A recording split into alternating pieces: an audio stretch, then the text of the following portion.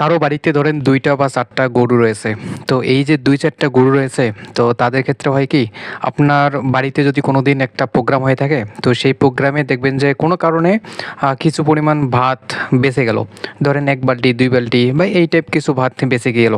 তো যখন এই ভাতটা বেঁচে যায়, তখন ওই যে লোক আছে, ওই লোক কি করে, এই ভাতটা নষ্ট অর্থাৎ ফেলে দিয়ে নষ্ট করার পরিবর্তে ইনি ভাবেন যে এটাকে আমাদের যে গরু রয়েছে বা ছাগল রয়েছে, ২-৪টা গরু হয়তো পালে, তো ওই গরু ছাগলকে দিয়ে দেয়।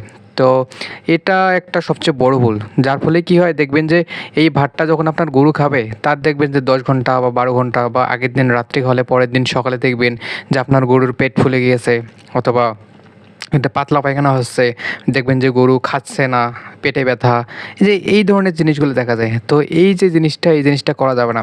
যতই ভাত বেঁচে থাকুক, গরুকে কখনোই বা ছাগলকে কখনোই অতিরিক্ত এই ভাত জাতীয় খাবারগুলো দেওয়া যাবে না।